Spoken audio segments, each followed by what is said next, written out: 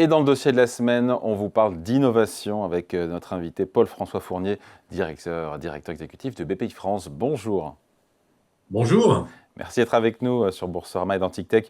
C'est vrai qu'on reçoit régulièrement dans TicTech les patrons des startups, de la tech française, des licornes. Ce que vous expliquez, il y a ce livre Innovation au carré, c'est édité chez Anne Carrière.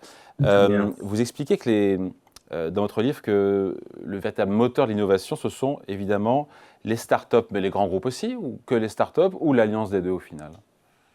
En réalité, ce que j'essaye de démontrer, c'est que on a tendance à opposer start-up et grands groupes, et qu'aujourd'hui, au fond, il faut plutôt raisonner en complémentarité. Les start-up sont clairement devenus le moteur principal de l'innovation. Quand on regarde la R&D en France, c'est plus de 20%, ça a doublé. Et inversement, on voit Pardon, qu'est-ce qui bien est que 20%? 20% de la R&D aujourd'hui en France vient... plus de 20% de la R&D en France est faite par des start-up aujourd'hui. Et ça a plus que doublé en 10 ans. Quels Et sont les standards? inversement, on voit Quels bien. sont les standards européens, américains? Alors, j'ai pas cette réponse parce que j'ai fait ce travail sur les chiffres du crédit impôt recherche en France, mais je pense que de façon générale, on est maintenant sur quelque chose qui est plus, j'allais dire, anecdotique. On voit bien qu'il y a eu un transfert avec le développement du capital risque mondial, du transfert de la R&D qui était au fond avant faite principalement dans les grandes entreprises vers les startups qui sont devenues le moteur principal de la R&D. Mais clairement, au bout d'un moment, on voit bien que quand il s'agit de construire une usine, quand il s'agit de se déployer au niveau mondial, les grands groupes ont déjà des infrastructures pour j'allais dire, faire ça. Et donc, toute la logique de livre est de dire comment, au fond, on peut commencer à industrialiser ces deux mondes, sachant qu'on a maintenant, au niveau mondial, mais aussi en France et en Europe, un écosystème de start-up qui est arrivé à maturité et dont il faut passer à l'étape suivante. Donc votre plaidoyer, c'est pour une meilleure collaboration, entente, que ça travaille mieux et plus entre les startups, moteurs de l'innovation en France, et les grands groupes qui C'est permettent de passer à l'échelle. C'est ça, exactement. Et ce que j'essaye de défendre, c'est qu'il il faut passer à l'échelle à la fois dans la façon dont les processus sont faits, puisque aujourd'hui, il y a beaucoup de choses qui sont faites, mais probablement pas à l'échelle, mais aussi sur les moyens qui sont mis en réalité dans ce lien avec les startups.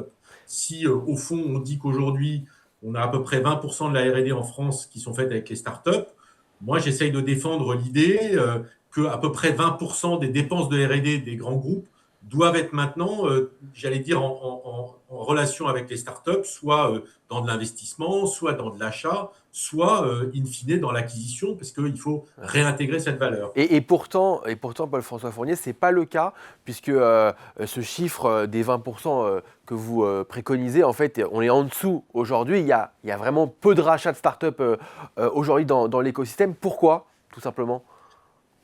Je pense qu'au fond, tout le monde est en train de réapprendre un nouveau processus. Ce monde, au fond, à l'échelle des grands groupes, à l'échelle de l'économie, il est assez récent, cette transformation. 10 ans, quand on voit, j'allais dire, les temps de cycle pour développer des technologies, c'est pas si long. Je pense qu'on arrive maintenant à un moment de maturité. Et donc, il faut passer d'une logique où tout le monde a essayé. Au fond, les grands groupes ont fait du capital risque, on fait de l'investissement dans le fonds, font de l'achat innovant, on fait quelques acquisitions, mais elles n'ont pas encore pris la mesure, je crois, de Ouais. cette transformation et mis le bon ratio de moyens. C'est aussi probablement, il faut le dire, que notre écosystème n'était pas encore complètement mature. On a aujourd'hui, maintenant, des startups deep Ouais. tech qui ont démontré qu'elles avaient des produits qui pouvaient être sur le marché. Et donc, il est temps de faire ce pont avec cette grande infrastructure que sont les grands groupes. C'est quoi Deep Tech? Moi, j'y connais rien là. C'est quoi la Deep Tech? Je laisse. Alors, la deep tech, c'est ce terme un peu générique, c'est les startups qui sortent des laboratoires avec des technologies. C'est grosso modo un bon tiers autour de la santé, un tiers autour des technologies autour du climat, batterie, transport, et puis un tiers sur les technologies souveraines, le quantique, l'intelligence artificielle, le semi. C'est au fond toute la nouvelle vague de technologies qui sont en train d'émerger Ouais. depuis 4 ou 5 ans. Alors, vous dites justement que lors des rachats de startups, celles qui s'intègrent le mieux aux grands groupes, ce sont justement les deep tech. Pourquoi? Ben, en fait, c'est vrai qu'on voit que ces deep tech, elles ont des caractéristiques assez différentes de la première vague de start-up du digital. D'abord, elles ont beaucoup de propriétaires intellectuels, elles ont des chercheurs, elles ont souvent besoin d'une usine. Plus de 50% d'entre elles vont devoir construire une infrastructure pour faire un objet. Elles ont, au fond, des modèles économiques qui sont plus capitaux-intensifs que les startups du digital. Et au fond, elles sont dans la même filière. Quand on regarde le Space Tech, en fait, on voit des briques de technologie qui sont dans des filières existantes.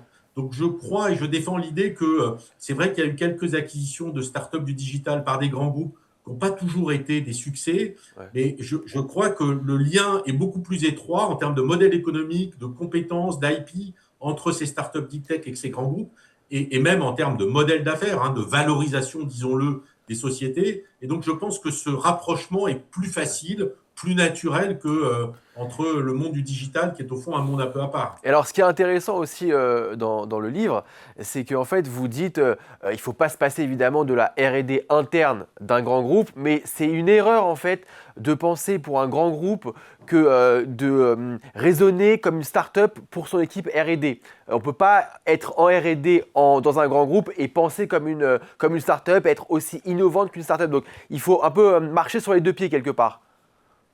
Exactement, je crois qu'il y a une vraie logique de complémentarité. La R&D des grands groupes aura encore des innovations, mais c'est vrai qu'on voit bien que la R&D des grands groupes, elle est aussi très centrée sur l'industrialisation, le développement, l'innovation incrémentale. Ça ne veut pas dire qu'elles ne trouveront pas des innovations de rupture, mais marginalement, chaque jour qui passe, on voit bien que de plus en plus de startups se créent et de plus en plus de capital est créé. Par contre, les grands groupes, ils savent faire, encore une fois, une infrastructure. Ils savent faire de la R&D aussi pour produire massivement. Ils savent faire de la R&D pour faire de la qualité. Et ça, pour les startups, c'est beaucoup de moyens, beaucoup de temps qui est parfois difficile à faire. Elles sont plus à l'aise au début du processus quand il faut véritablement aller très vite et tester et faire des erreurs progressives qui est dans ce nouveau monde des startups. Et donc, on voit bien qu'il y a vraiment une complémentarité entre les deux. Il ne s'agit pas d'opposer, il s'agit de faire un ratio en disant combien je mets de la R&D qui va faire de la rupture et avec lequel je vais travailler avec des startups et combien je vais garder sur mon core business pour faire de la R&D plus incrémentale. Et donc, c'est ce ratio de R&D. J'essaye encore une fois de dire raisonner en pourcentage de R&D que vous faites avec les startups et pourcentage de R&D. Aujourd'hui, les raisonnements sont principalement la R&D aujourd'hui telle qu'elle est dans les grands groupes internes. Et puis, sur la partie des startups, ça reste très marginal.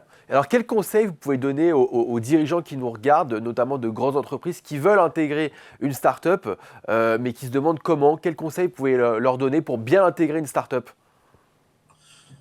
D'abord, il y a plein de façons de faire et il y a eu une expérience progressive en tant que telle. Je crois que le conseil principal que j'essaie de donner, c'est que si on veut, dans un grand groupe, y arriver, il faut que ce soit, j'allais dire, de façon industrielle. Donc, c'est probablement pas de faire une acquisition tous les 3 ans ou une acquisition tous les 5 ans. Si vous voulez résoudre un problème de processus dans un grand groupe, il faut que ça devienne récurrent, il faut que ça devienne régulier et il faut que ça devienne volumique. Et c'est pour ça que le raisonnement que j'essaye de faire en pourcentage de R&D qu'on met dans cette intégration ou dans ces investissements avec des startups est aussi un moyen d'accélérer la capitalisation pour intégrer et trouver les bons processus et les bons savoir-faire pour en faire un actif. Au fond, l'innovation, c'est aussi un savoir-faire de processus. Ce n'est pas uniquement trouver la bonne technologie, c'est savoir l'intégrer et savoir la déployer. Ouais. Alors, pardon de vous couper, sur les derniers gros rachats de startups françaises comme WeMaintain ou Glimmer dans la santé, à chaque fois, c'est un groupe américain qui rachète. Ça veut dire quoi? C'est-à-dire que les États-Unis, à la fin, c'est toujours eux qui gagnent? Non, je ne pense pas, parce qu'on voit aussi des belles consolidations européennes. Vous avez InCheck qui a été racheté par Ipsen l'année dernière. InCheck Therapeutics, une biotech. Ouais. On a vu aussi Philips, il y a 3 ou 4 ans, racheter une belle boîte de radiologie dont j'ai oublié le nom. Donc, il y en a tous les jours. Je pense que simplement, effectivement, il faut passer à l'échelle maintenant. Et que c'est une énorme opportunité. On a des grandes filières industrielles en France, dans beaucoup de domaines, en Europe aussi. On a cet écosystème de start-up. Il faut changer d'échelle. C'est vrai que les Américains ont appris ça sur le digital en étant, au fond, beaucoup plus offensifs.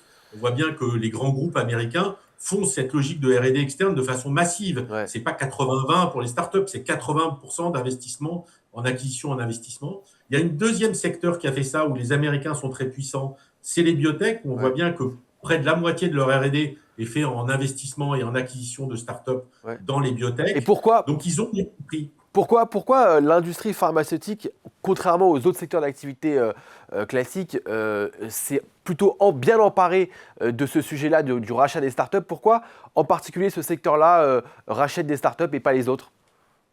C'est une bonne question. Je n'ai pas une réponse évidente. Je crois qu'ils ont pris conscience assez tôt que dans le monde dans lequel on vit avec le digital et qui va s'accélérer avec l'intelligence artificielle, la capacité de trouver des nouvelles molécules allait augmenter de façon exponentielle. Et c'est ce qui va se passer d'ailleurs dans tous les secteurs avec l'intelligence artificielle qui baisse le coût pour les startups d'entrer dans l'innovation. Et donc, je pense qu'ils ont fait ce raisonnement que je fais un peu dans le livre et qui va se trouver dans toutes les nouvelles filières. C'est qu'au fond, vouloir maîtriser toutes les potentiels dans sa R&D est juste plus possible et que donc il fallait s'ouvrir et changer leur propre processus d'innovation pour véritablement profiter de cette manne. C'est pas uniquement une contrainte, c'est principalement une opportunité d'avoir accès à un pool d'innovation qui augmente chaque jour et des gens qui investissent pour votre innovation. Il faut juste arriver à créer un nouveau processus pour la réintégrer, parce qu'à un moment, il faut bien que vous réappropriez cette valeur. Alors, le problème aussi, c'est qu'on n'a pas forcément des géants technologiques comme aux États-Unis, comme Google qui a acheté YouTube, par exemple, qui aujourd'hui est devenu un fleuron de Google, hein, faut bien le dire. Est-ce que c'est pas aussi ça notre problème? C'est qu'on n'arrive pas à construire des géants technologiques européens qui peuvent racheter aussi des startups, comme c'est le cas de grands acteurs aux États-Unis, Meta aussi, qui a racheté WhatsApp, par exemple. Mais quand vous regardez aujourd'hui les deep tech, on est dans des secteurs existants. Vous parlez de la santé, on a quand même plein de grands groupes en Europe dans le domaine de la santé. Vous parlez des green tech dont on parlait qui représentent 20%. On a plein de groupes d'énergie mondiale, de niveau mondial en Europe. Vous parlez des technologies comme le semi-conducteur, comme le quantique qui va jouer un rôle dans le semi-demain ou la robotique. On a des acteurs importants. Donc on voit bien que on n'est plus dans le monde du digital où on n'avait pas ces secteurs et ces grands chefs de filière dont on parlait tout à l'heure.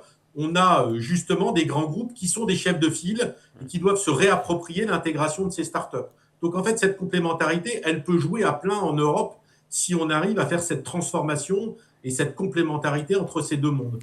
Allez, merci à vous, Paul-François Fournier. Je rappelle votre livre Innovation au carré, édité par Anne Carrière. Merci à vous et à bientôt. Merci à vous. Merci. Merci.